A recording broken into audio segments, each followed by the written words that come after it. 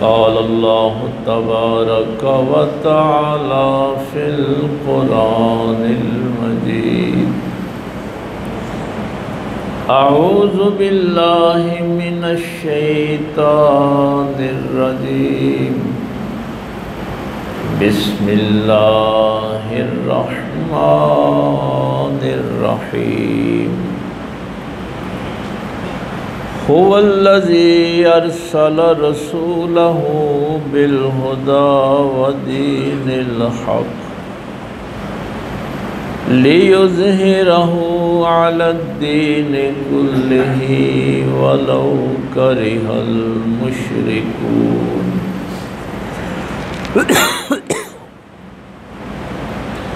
आमन्तु बिल्लाहि सदक़ल्लाहुल अज़ीम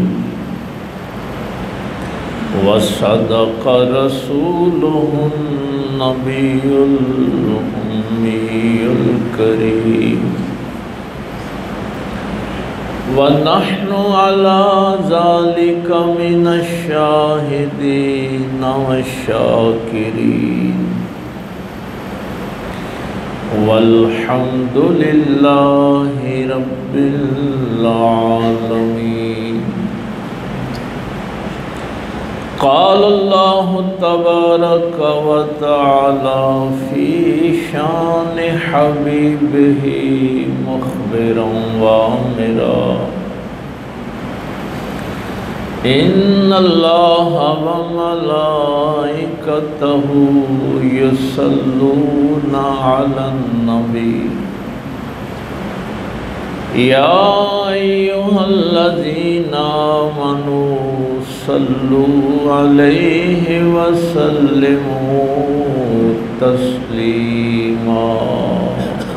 अल्लाहुम्मा सल्लि अला सय्यिदिना व मौलाना मुहम्मदिन व अला आलि सय्यिदिना व मौलाना मुहम्मदिन व बारिक व सल्लिम।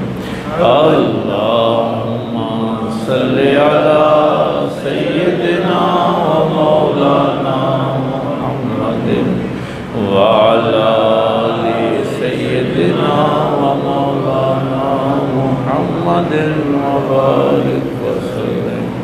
अल्लाहुम्मा सल्लि अला सय्यिदिना व मौलाना मुहम्मदिन व अला आलि सय्यिदिना व मौलाना मुहम्मदिन व बारिक व सल्लिम। अल्लाह रब्बुल इज़्ज़त की हम्द व सना के बाद कि जो अपनी ज़ात के एतबार से भी यकता है और सिफ़ात के एतबार से भी यकता है, अल्लाह का कोई शरीक नहीं, वही इस कायनात का खालिक और माबूद बरहक है।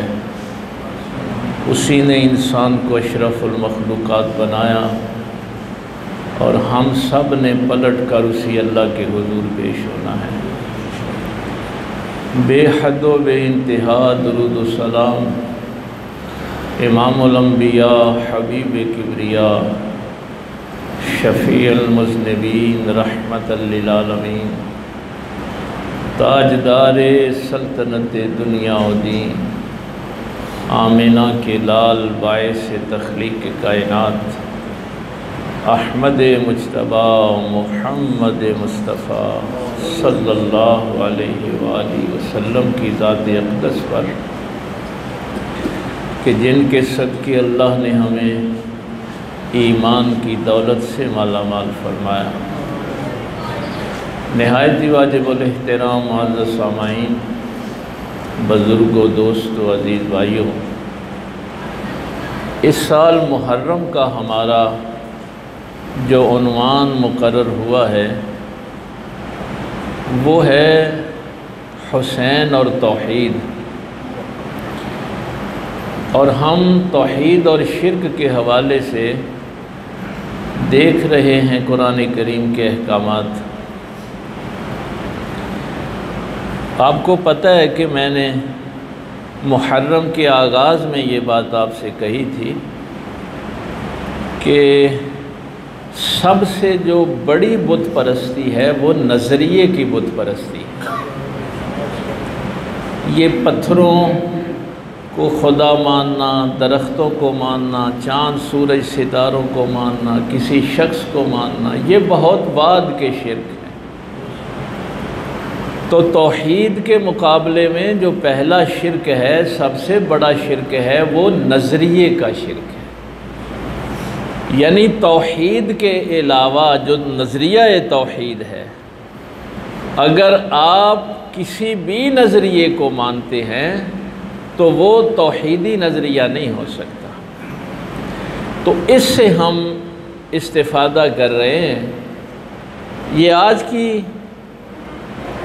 आया मुबारका सूरह सफ़ से मैंने तिलावत की है।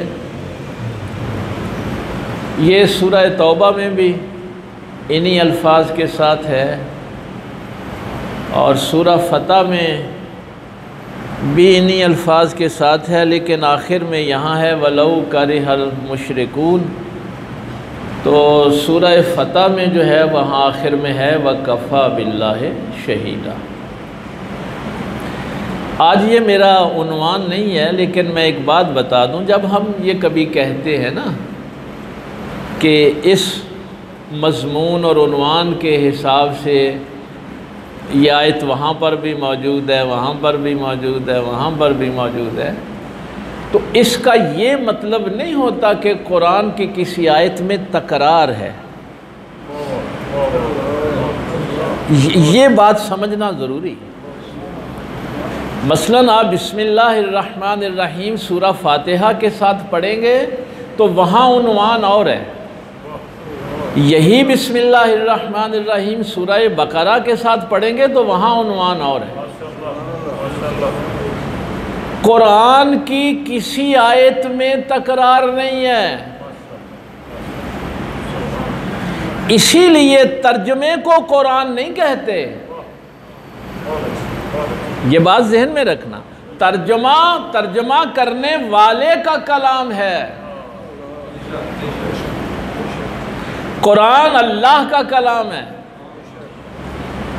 और मैंने एक बात और भी आपको बताई थी कि कभी सूरह रहमान पढ़ें तो वहाँ फ़ाबिअय्यि आलाइ रब्बिकुमा तुकज़्ज़िबान तकरार नहीं है। वो अलहदा बात है कि हम गौर नहीं करते। तो कुरान में तकरार क्यों नहीं है? इसलिए कि अल्लाह की तजल्ली में तकरार नहीं होता।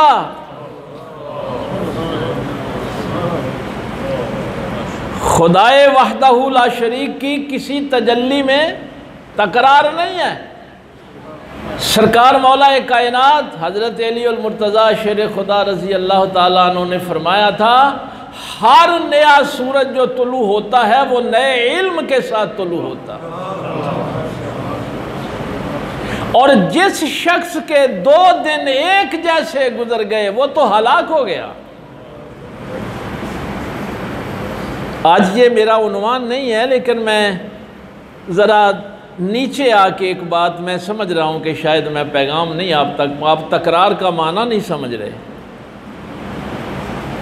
अल्लामा इकबाल ने फरमाया था, ये कायनात शायद अभी ना तमाम है, दमा दम आ रही है सदाए कुन फयकुन। ये कुन हर लम्हे पिछला कुन नहीं होता। अल्लाह की तजल्ली में तकरार नहीं होता। कुल्ला यौमिन हुवा फी शान, हर लम्हे उसकी शान और होती है। ये सूरह रहमान है ना। तो मैं नीचे आके सतही सतह पे एक जो आपको मिसाल दूंगा, फिर आपको समझ आ जाएगी। मेरे दादे के लिए जो उसने कुन कहा था वो कुन मेरे बाप के लिए नहीं कहा था। मेरे दादे के लिए कुन और था, मेरे बाप के लिए कुन और था, मेरे लिए कुन और था। उसकी तजल्ली में तकरार नहीं होता। ये उसकी शान है, वो वहदहू ला शरीक है। तो ये जो हम मौजू समझ रहे हैं कि नजरिया तौहीद के सामने जो भी कोई नजरिया आएगा वो बातिल नजरिया होगा। तो नजरिए का शिर्क सबसे बड़ा शिर्क होता है। अफराइता मन इत्तखज़ा इलाहहु हवा। तो ये वैसे तो जाहिर है बहुत लंबा मौजू है, लेकिन ये सूरह तौबा में जो उन्वान है अल्फाज यही हैं, लेकिन वहाँ तजल्ली और है। सूरह फतह में तजल्ली और है, यहाँ पर तजल्ली और है अल्लाह की। मैं तो कई दफ़ा ये भी कहता हूँ कि यार एक बच्चा प्राइमरी स्कूल में भी दाखिल हो ना, तो वो सफ़र करता करता 5 साल के बाद 5वीं तक तो पहुँच जाता है। तुम सारी ज़िंदगी कुरान पढ़ते हो तो वही पहली क्लास में ही रहते हो। यानी तुम पहली क्लास में ही रहते हो, तुम गौर व फिक्र करते ही नहीं कि ये कलाम किसका है जिसकी शान हर लम्हे और होती है, जिसके हर दिन की तजल्ली और होती है, जिसका हर कुन फयकून और होता है। तो क्या फरमाया? वही अल्लाह है अरसल रसूलहू बिलहुदा व दीनिल हक, जिसने रसूल को भेजा है, दीन हक के साथ भेजा है। हमने वो जो जिस मकसद पे हम बात कर रहे हैं पिछले 2-3 जुमों से, लियुज़हिरहू अलद्दीन कुल्ले, ताकि ये नज़रिया जो है, ये जो नज़रिया तौहीद है, ये जो दीन है रसूलुल्लाह सल्लल्लाहु अलैहि वसल्लम का, इसने बाकी तमाम अदयान पे गालिब आना है। इसने कसम पुरसी की हालत में नहीं रहना। तो गालिब आने के लिए 2 ही चीज़ें भाई होती हैं। मसलन 1940 में पाकिस्तान का नज़रिया पेश किया गया था, तो वजूद में कब आया था? 1947 में। तो पहले नज़रिया गालिब आता है, फिर वो अमली तौर पे इस ज़मीन पे गालिब आता है। नज़रिया करबला में गालिब आ गया, कोई खौफ, कोई लालच अल्लाह की बारगाह में सजदे से मना नहीं कर सकता। दुनिया की कोई ताकत अल्लाह की बारगाह में झुकने से नहीं रोक सकती। हम अल्लाह के अलावा किसी और के सामने नहीं झुकेंगे। और ये रेफरेंस कोई मैं बहसियत मुसलमान नहीं देता। आज भी जब अब कभी तहकीक करें तो दुनिया के तमाम ममालिक में जब नज़रियात की बात होती है तो हुसैन का नाम ज़रूर लिया जाता है।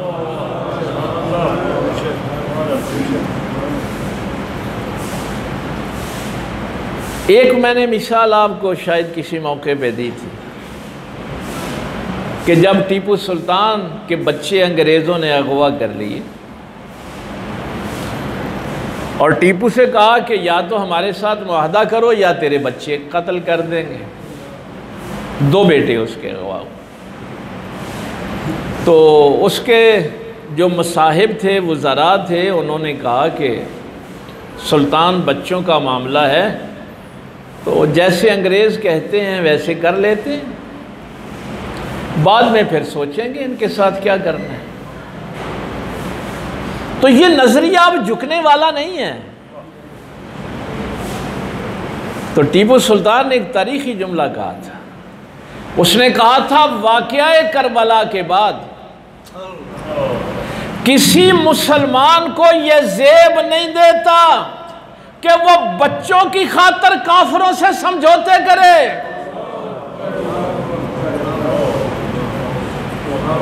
अगर बच्चों की खातिर अल्लाह को छोड़ना होता तो फिर हुसैन करबला में छोड़ देते। ये नजरिया अब गालिब आ चुका है। ये जो मैं बार बार आपको फलस्तीन याद करवाता हूं ना, फलस्तीन क्या है? पूरी दुनिया के कुफ्फार, ये जो इसराइल है ये तो अमेरिका का शिकारी कुत्ता है ना, इसको तो वो छोड़ते हैं आगे। बाकी जर्मन है, फ्रांस है, इंडिया है। आपके ऊपर अभी हमला हुआ था तो इसराइल ने इंडिया का साथ दिया था। अल कुफ्र मिल्लतुन वाहिदा, नबी पाक सल्लल्लाहु अलैहि वसल्लम फरमा के गए हैं कि काफिर एक ही मिल्लत है। वो ईसाई हूँ, वो यहूदी हूँ, वो हिंदू हूँ, वो जो भी कुफार हैं वो एक ही मिल्लत है। अब फलस्तीन की कोई इमारत बाकी नहीं रही, कोई हॉस्पिटल बाकी नहीं रहा, पूरे पूरे खानदान शहीद हो गए, लेकिन उनका अल्लाह पे भरोसा खत्म नहीं होता। ना उनके बच्चों का, ना उनकी औरतों का। उन्होंने नजरिए को शिकस्त दी है कि हमारा सब कुछ भी बर्बाद हो जाए तो ये सर अमेरिका के सामने और इसराइल के सामने नहीं झुकेगा, सिर्फ अल्लाह वहदहू ला शरीक के सामने झुकेगा। तो नजरिया आपका गालिब आ चुका है। अब देखिए, ये जो नहत्ते फलस्तीनी हैं, ना उनके पास कोई एटम बम है, ना उनके पास कोई लड़ाका तैयारे हैं, ना कोई तोपें हैं, फिर वो उस नस्ल को क्यों ख़त्म करना चाहते? अभी देखें ना, हर रोज़ 100-100, 200, 90, 80 जो बच्चे बेचारे लाइन में लगे होते हैं राशन लेने के लिए, उन पे हमला करते हैं। जब वो ज़ाहिरी तौर पे कर कुछ नहीं सकते तो क्यों मार रहे हैं? क्यों उस नस्ल को ख़त्म करना चाहते? इसलिए कि उनको इल्म है इस बात का कि अल्लाह पर भरोसा रखने वाला एक इब्राहिम भी खड़ा हो जाए तो फिर नमरूद को बचा कोई नहीं सकता। अल्लाह पे भरोसा रखने वाला एक मूसा खड़ा हो जाए तो फिरौन को फिर कोई बचा नहीं सकता। उन्होंने कोशिश की कि उनका अल्लाह पे भरोसा तोड़ें, लेकिन उन फलस्तीनियों, देखिए कोई मुसलमान मुल्क उनकी मदद को नहीं गया। इसीलिए उनके बच्चे कह रहे हैं ना कि हमारे लिए दुआ भी ना किया करो। फलस्तीनियों के बच्चे यही कहते हैं हमें कि 57 इस्लामी ममालिक मिल के अगर एक पानी की बोतल हम तक नहीं पहुंचा सकते तो हमारे लिए दुआएं भी ना किया कर।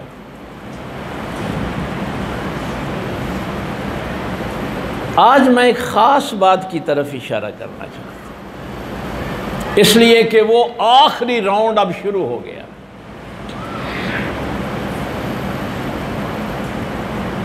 पहले उन्होंने सद्दाम हुसैन के साथ इराक को बर्बाद किया, फिर अफ़गानिस्तान को बर्बाद किया, अब ईरान पे हमला किया और आगे हिंदुस्तान को शह देते हैं कि पाकिस्तान को बर्बाद करो। ये 57 इस्लामी ममालिक में इस खित्ते पर ही फोकस क्यों है? ये मेरे बच्चे जो तहकीक करना चाहते हैं, मैं उनके लिए ये सवाल छोड़ रहा हूँ। भाई मलेशिया भी तो इस्लामी मुल्क है, इंडोनेशिया भी तो इस्लामी मुल्क है, ब्रुनाई भी तो इस्लामी मुल्क है। आखिर इस खित्ते को ही वो फ़लस्तीन से लेके पाकिस्तान तक वो बर्बाद क्यों करना चाहते?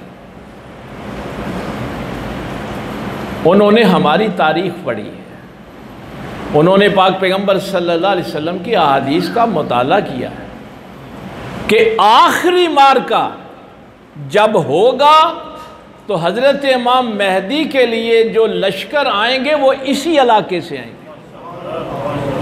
खरासान के इलाके से आएंगे। तो वो दज्जाल की फेवर में दज्जाल को मजबूत करने के लिए इस इलाके को तहस नहस करना चाहते हैं। ये आखिरी राउंड शुरू होने वाला है। अरबों ने तो जो करना था कर दिया। फ़लस्तीनी खड़े हैं, चूँकि आखिरी मार्का कहाँ होना है? मुल्क शाम में होना है। दज्जाल और सफ़ियानी का फितना यह हदीस की कुतुब में मौजूद है। मेरे पाक पैगंबर सल्लल्लाहु अलैहि वसल्लम ने फरमाया था कि कुफ़ार के 80 झंडे होंगे, हर झंडे के नीचे 12,000 उनकी फौज होगी।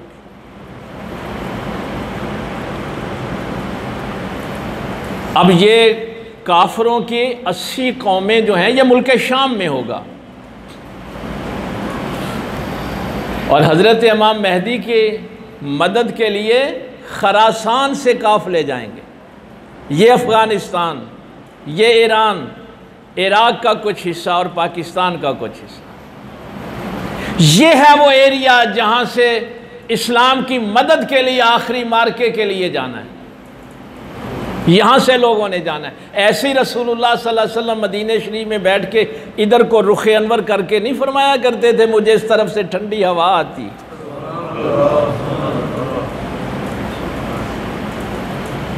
अब उन्होंने देखिए, अगर आप तो माशाल्लाह नौजवान बच्चों को तो सोशल मीडिया चलाना आता है, मुझे तो वो भी नहीं आता, मैं तो मैसेज भी नहीं कर सकता। देखें वो हर रोज़ दीवारे गिरिया के सामने जाके कैसे रोते हैं, दज्जाल का इंतज़ार कर रहे हैं, अपने निदा के लिए तैयारी कर रहे हैं कि हमने मुसलमानों को मारना है, दज्जाल आएगा तो हमने अब उर्दन के ज़रिए वो बना रहे हैं सड़क के, यहाँ से हमने सऊदी अरब में दाखिल होना है और खैबर और मदीना शरीफ जो हमें यहूदियों को निकाला गया था वो इलाका हमने वापस लेना है। ग्रेटर इसराइल का ये कभी मुझे अमजद साहब फिर याद नहीं करवाते। कुरान करीम कहता है कि शैतान जब अल्लाह के मुकाबले में खड़ा हुआ था तो इस ज़मीन पर सबसे ज़्यादा इबलीस का जिस कौम ने साथ दिया वो यहूद थे। इस ज़मीन पर यहूदी हैं जो शैतान का लश्कर हैं और अल्लाह के कितने मुखालिफ हैं। कुरान का एक जुमला झंझोड़ने के लिए काफ़ी है, वयक़्तुलून नबिय्यीन बिग़ैरिल हक़। ये तो इतने शैतान के करीब हैं कि इन्होंने नबियों को कत्ल कर दिया, अल्लाह के नबियों के खिलाफ खड़े हो गए शैतान की हमायत के लिए। और फिर मेरे पाक पैगंबर सल्लल्लाहु अलैहि वसल्लम ने वो जो नक्शा बयान किया कि ये जो खरासान का इलाका मैंने आपको बताया, ईरान, पाकिस्तान, अफ़गानिस्तान, इराक़, फ़लस्तीन, फरमाया पाक पैगंबर सल्लल्लाहु अलैहि वसल्लम ने कि कुफ़ार के 80 झंडे होंगे, हर झंडे के नीचे काफरों की 12,000 फौज होगी। हज़रत इमाम मेहदी के लिए खरासान से काफ़िले जाएंगे, लेकिन जब वो काफरों का रोबो दबदबा देखेंगे, जाहिर है उनकी फ़ौज बहुत ज़्यादा होगी, तो हज़रत इमाम मेहदी के लश्कर का तीसरा हिस्सा उनको छोड़कर काफरों के साथ मिल जाएगा। उस वक्त भी ये होगा, लेकिन उनके लिए वईद इतनी बड़ी है कि पाक पैगंबर सल्लल्लाहु अलैहि वसल्लम ने फरमाया जो उस इस्लामी लश्कर को छोड़ेगा जिसकी क़यादत हज़रत इमाम मेहदी कर रहे होंगे, उनकी फिर कभी तौबा कबूल नहीं होगी। क्योंकि मेरे पाक पैगंबर सल्लल्लाहु अलैहि वसल्लम ये बात कितने फ़ख्र से फरमाई थी, मेरे सहाबा उस वक़्त तुम्हारी क्या शान होगी जब ईसा इब्ने मरियम मुक्तदी होगा और इमाम तुम में से होगा। इसी मस्जिद अक्सा में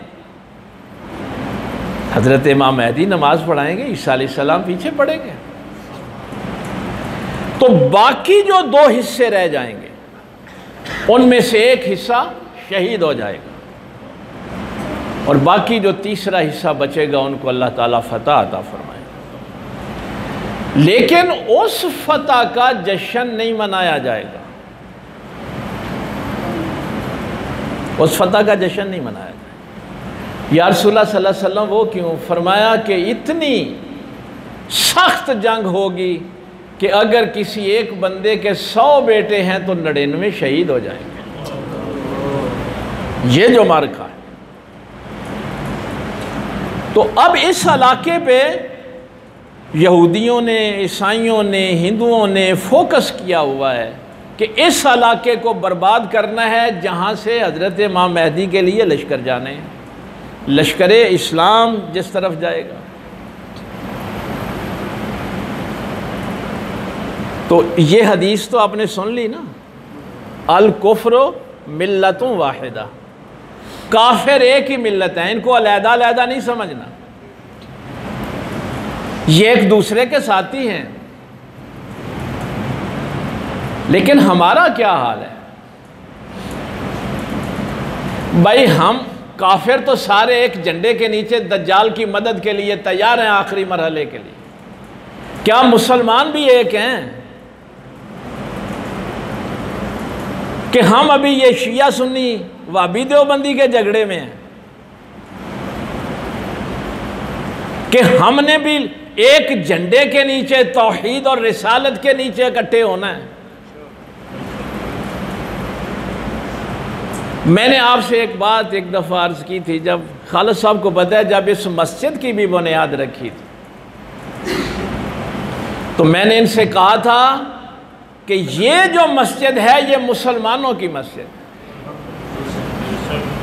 यहाँ मुसलमान नमाज पढ़ेंगे। अभी इस मजमे में अहले हदीस भी मौजूद हैं, रफ़ल यदैन करने वाले, देवबंद मकतबा फ़िक्र से भी लोग मौजूद हैं, अहले तशय्यो में से भी मौजूद हैं। और मैंने एक जुमला आपसे कहा था, मस्जिद इन ईंटों का नाम है। मस्जिद का लुग़वी माना क्या है? सजदा करने की जगह। मस्जिद का माना क्या है? सजदा करने की जगह। सजदा इन ईंटों ने करना है कि तुमने करना है? भाई सजदा किसने करना है? आपने करना है। सजदे के लिए हुक्म क्या है? कि आपने किबला रुख होना है, आपने किबला रुख होना है, बैतुल्लाह शरीफ की तरफ आपने रुख करना है। क्या वो जो यहां भी आप ईंटों को देखते रहते हैं, ईंटों का रुख किबले की तरफ नहीं करना, आपने अपना रुख किबले की तरफ करना है। किबले की तरफ रुख क्यों करना है? वहां अल्लाह का घर है ना। तो अल्लाह किसी फिरके को बुलाता है कि उम्मत को बुलाता है? खाने काबे में जब आप नमाज पढ़ते हैं, आपकी दाईं तरफ कोई मालकी खड़ा होता है, आगे कोई शाफी खड़ा होता है, कहीं हम्बली खड़ा होता है, कहीं अहले हदीस, कहीं शिया, कहीं सुन्नी। अल्लाह तो अपने घर में आज भी उम्मत को बुलाता है। जब खाने काबे में सारे मुसलमान इकट्ठे नमाज पढ़ सकते हैं तो मेरी मोहल्ले की मस्जिद में क्यों नहीं पढ़ सकते? इसका मतलब है कि हमने अभी अपना रुख किबले की तरफ नहीं किया। अगर हम अपना जब भी रुख किबले की तरफ करते हैं तो ये ज़हन में रहे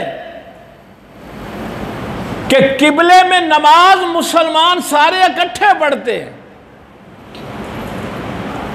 इसलिए मैंने वो हदीस उस दिन आपके सामने रखी थी। अगर आज कोई बंदा सहाबा को गाली देता है तो किसी मौलवी के कहने पे ही देता है ना। अगर कोई यजीद को अमीरुल मोमिनीन कहता है तो किसी मौलवी के कहने पे ही। कोई इमाम हुसैन की शान में गुस्ताखी करता है तो किसी मौलवी के कहने पे ही। इसीलिए सरकार ने फरमाया था कि उन फितनों के दौर में सबसे बुरा तबका इस जमीन पे उलमा का होगा। हर फितना इनसे फूटेगा और इन्हीं की तरफ लौट जाएगा। मेरे पैगंबर सल्लल्लाहु अलैहि वसल्लम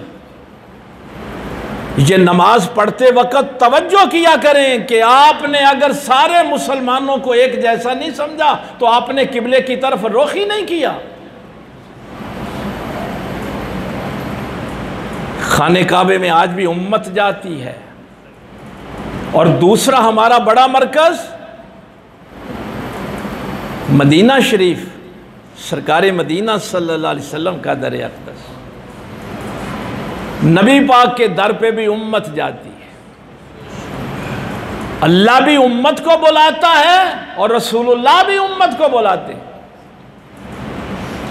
अब हमने भी इस आखिरी मार्के के लिए उम्मत बन के इकट्ठे होके कुफार का मुकाबला करना है। और जो मौलवी आप में तफरका डाले उससे माजरत कर लेनी है, बहुत हो गया। आपको पता है कि हजरत उमर फारूक रजी अल्लाह ताला अन्हु की शहादत पे हमने यहाँ जो प्रोग्राम किया था, जो जुमा पढ़ाया था, अहले तशय्यो के बच्चों को बुला के भी समझाया था कि यह झूठी कहानी है कि हजरत उमर फारूक ने हजरत फातिमा का घर जलाया था।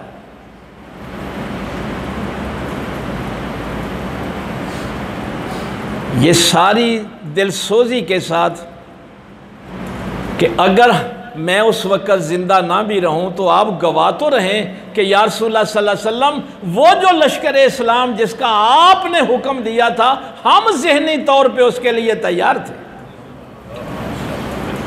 और मैंने तो अपने अल्लाह से मांग कर ये बात ली थी, अल्लाह की बारगाह में ये दुआ की थी, मौला करीम कल क़यामत वाले दिन जब मैं रसूलुल्लाह सल्लल्लाहु अलैहि वसल्लम की बारगाह में हाजिर हूँ तो मैं ये तो कह सकूं कि या रसूल अल्लाह मैं आपकी उम्मत को जोड़ने का काम करता रहा, मैंने तोड़ने का कभी काम नहीं किया था। मैंने उम्मत, चूंकि कुरान भी कहता है कौन तुम खैरा उम्मतिन, तुम बेहतरीन उस वक्त होगे जब उम्मत बनोगे। अल्लाह ने किसी फिरके का जिक्र नहीं किया कि तुम में से शिया बेहतर हैं, सुन्नी बेहतर हैं, वाबी देवबंदी बेहतर है। नहीं, बेहतरीन हो तो उम्मत बेहतरीन, उम्मत बनो। अमजद साहब पिछले साल मेरे साथ थे जब मरकज़ इब्ने अब्बास गुजरांवाला में अहले हदीस उलमा पूरे पाकिस्तान से इकट्ठे हुए और इत्तेहाद उम्मत के लिए उन्होंने मुझे दावत दी।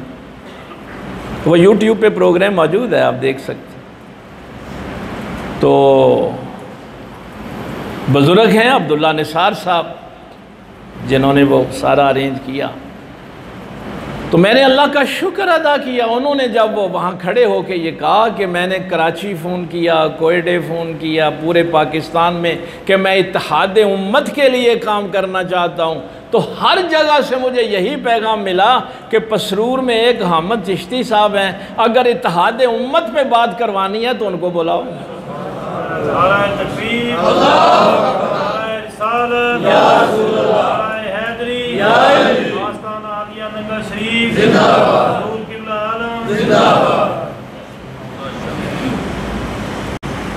इस पिछले जुमे उगोकी में मुझे अहले हदीसों ने दावत दी, मदरसा देवबंदियों का था। 8 मुहर्रम को वहाँ हम इत्तेहाद उम्मत का पैगाम दे के आए और फिर 9 मुहर्रम को अहले तशय्यो के यहाँ इत्तेहाद उम्मत का पैगाम दे के आए, इमाम बारगाह में गए। और मुझे सबसे ज़्यादा खुशी ये हो रही है, मुझे कुछ लोग बल्कि उलमा ये कहते थे, मुझे लाहौर के एक आलिम ने कहा कि ये अब्दुल्ला निसार साहब कब से इत्तेहाद उम्मत की बातें करने लग गए। लेकिन वो दूसरा काम मुसलसल जारी है।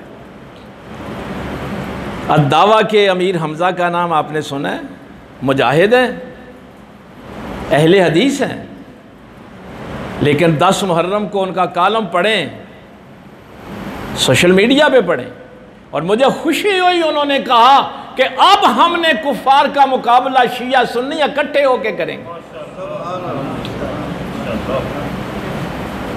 और जब ये आवाज़ें उठी ये ईरान के हमले पे, जब कि वो तो शिया हैं जी, हमने उनका साथ नहीं देना, तो मौलाना फजलुर रहमान खड़े, उन्होंने कहा क्या इसराइल सुन्नी है कि हम उनका साथ दें?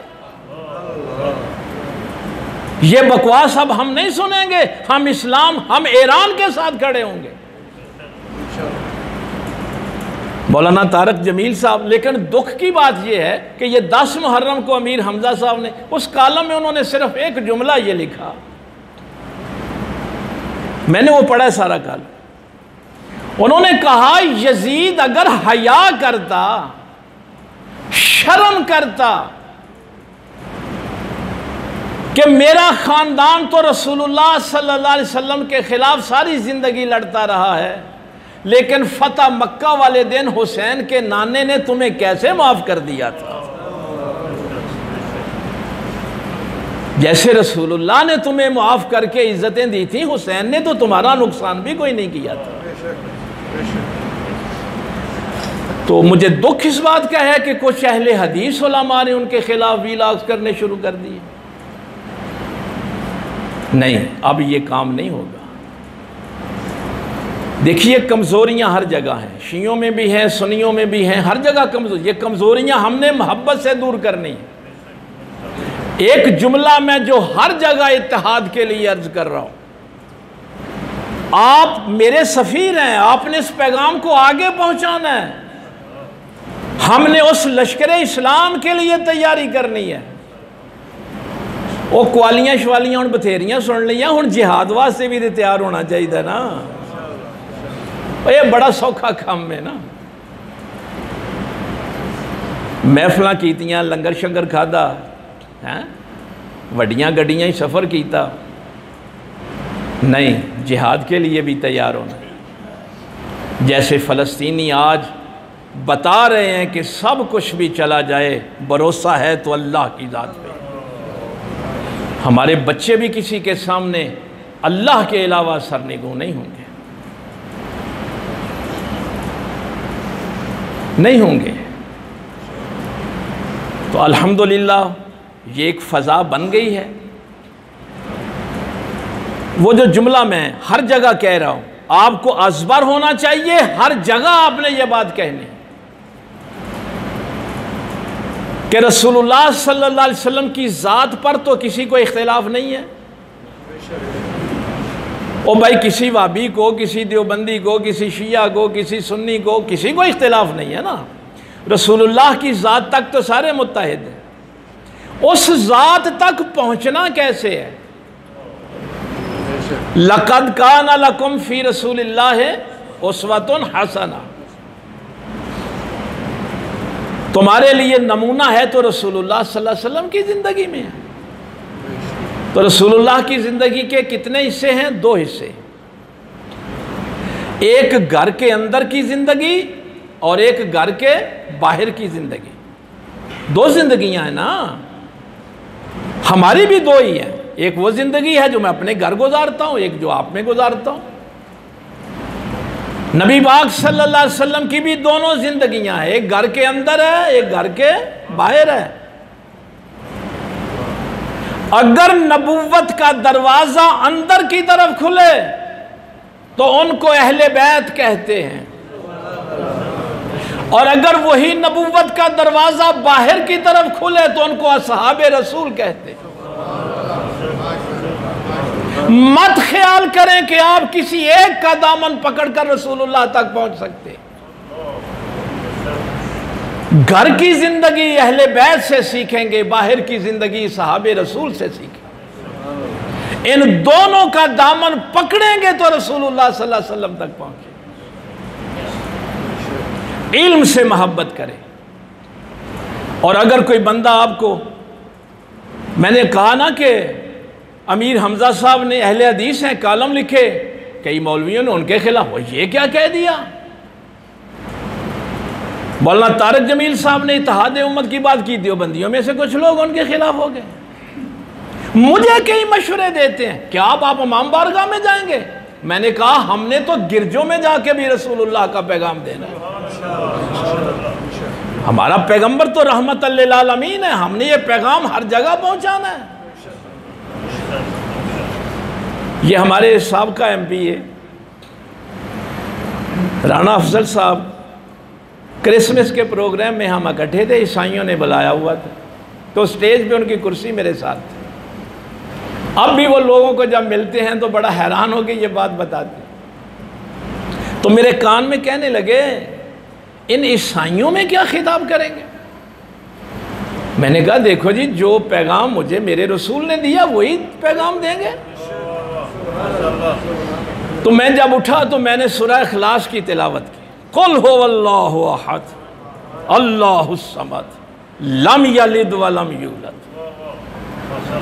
उनको बताया कि ये जो तुम कहते हो कि ईसा अल्लाह का बेटा, नहीं, अल्लाह का कोई बेटा नहीं है।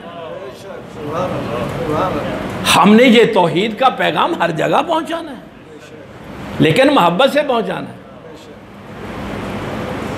इल्म से मोहब्बत करें। हमें क्या जी इमाम बारगाह में, हाँ जी, हमने हर जगह अपने मुसलमान बच्चों को तैयार करना है। अब आलम कुफर के जैसे आलम कुफर इकट्ठा है, आलम इस्लाम को इकट्ठा करना है। इसलिए कि नजरिया तो जीत गया। फलस्तीनी अमेरिका के सामने नहीं झुके, किसी बारूद के सामने नहीं झुके। लियुज़हिरहु अलद्दीन कुल्ले, हर दीन के सामने उन्होंने कहा नहीं, झुकना है तो सिर्फ अल्लाह की बारगाह में। अब आखिरी मार्के के लिए कोशिश करें, अब कोई इख्तिलाफ नहीं होगा। अगर कोई उम्महातुल मोमिनीन की गुस्ताखी करता है, सहाबा की गुस्ताखी करता है, अहले बैत की करता है, तो उनको समझाएं कि हम अपने नबी पाक की हर निस्बत की हया करनी। उम्महातुल मोमिनीन नबी पाक की बीवियाँ हैं, मोमिनों की माएँ हैं, उनकी भी इज़्ज़त करनी है। असहाबे रसूल नबी के असहाब हैं, उनकी भी इज़्ज़त करनी है। अहले बैत नबी के अहले बैत हैं। अब मैं देख रहा हूँ वक्त हो गया है, इल्म वाले होते हैं। हिंदुस्तान में ये जो हदीस का इल्म फैला है ना, ये शेख अब्दुल हक मुहद्दिस देलवी रहमतुल्लाह ताला अलैह की वजह से। एक बड़ा मशहूर वाक़या उनका मैं अर्ज़ करने लगा हूँ। एक आलिम उनके पास आ गए, कहने लगे आप कायल हैं यजीद पर लानत के। तो देखिए कि जो किसी मोमिन को कत्ल करता है तो मोमिन का जो कत्ल है वो कबीरा गुनाह है। मोमिन का कत्ल कबीरा गुनाह है, लेकिन इससे कुफर तो वाजिब नहीं होता। तो जब यजीद काफिर नहीं है तो फिर हम उस पर लानत कैसे कर सकते? कबीरा गुनाह उसका है, लेकिन उसने कुफर नहीं किया। तो शेख अब्दुल हक मुहद्दिस देलवी रहमतुल्लाह ताला अलैह ने, आपको पता है, 17 साल मदीने शरीफ अपनी दाढ़ी से झाड़ू दिए। 17 साल नबी पाक के रोज़ा अनवर सरकार ने बर्रे सगीर में ड्यूटी लगाई। फरमाया यहां गुनाह की बात नहीं। यह सूरह अहज़ाब की आयत पढ़ी, यह आयत आपने भी घर जाके पढ़नी। फरमाया यहां पे बात गुनाह की नहीं है, नबी को अज़ियत देने की है। इन्नल्लज़ीना युज़ूना अल्लाह व रसूलहु लअनहुमुल्लाहु फिद दुनिया वल आखिरा।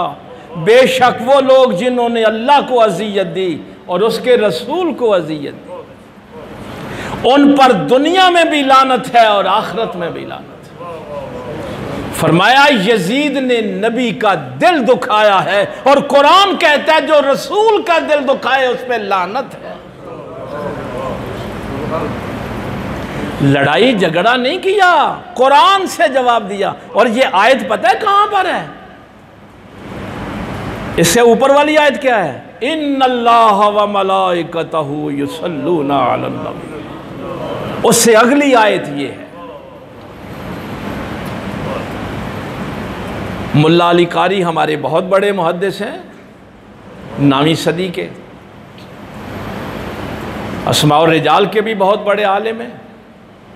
जब इस हदीस पे बहस लिखते हैं ना, हुसैन मिन्नी व आना मिन हुसैन, कि रसूलुल्लाह सल्लल्लाहु अलैहि वसल्लम ने फरमाया हुसैन मुझसे है और मैं हुसैन से हूँ। तो मुल्ला अली कारी इसका पता है क्या तर्जुमा करते हैं? वो कहते हैं कि रसूलुल्लाह सल्लल्लाहु अलैहि वसल्लम ने फरमाया हुसैन मुझसे है और हुसैन में मैं हूँ। हुसैन में जो खुशबू है वो मेरी खुशबू है, हुसैन की जो शुजाअत है वो मेरी शुजाअत है, हुसैन की जो सखावत है वो मेरी सखावत है। तो शेख अब्दुल हक मुक़द्दस देलवी रहमतुल्लाह ताला अलैह ने ये आयत पढ़ी, फरमाया यहाँ मामला गुनाह कबीरा का नहीं, नबी के दिल दुखाने की बात है। जब अल्लाह ने फरमा दिया कि जिसने भी रसूलुल्लाह को अज़ियत दी उस पर दुनिया में भी लानत है, उस पर आखिरत में भी लानत। तो अहले इल्म तो ऐसे समझाते थे, ये नहीं कहा हो तू यजीद दा पैरोकार आ गए हैं। वो तो ये दलील देने के लिए आया था ना कि यजीद पे लानत नहीं की जा सकती। तो इल्म से मोहब्बत करें, तो कोशिश करें कि आज के बाद हमने मुसलमान रहना है, और आलम कुफर ये जो दज्जाल की राह हमवार कर रहे हैं कि हम दज्जाल के रास्ते में आने वाली हर ताकत को ख़त्म करेंगे, ऐसा नहीं होता। तुम तो नहते फ़लस्तीनियों को अपने सामने नहीं झुका सके। मैं हुक्मरानों की बात नहीं कर रहा, ये तो बिक गए सारे, ये तो बर्बाद हो गए सारे। मैं आपकी बात कर रहा हूँ। अपने आप को ज़हनी तौर पे उस लश्कर के लिए तैयार करें, अपनी आने वाली नस्ल को तैयार करें। अल्लाह रब्बुल इज़्ज़त अमल की तौफ़ीक दे। व आखिर दावाना।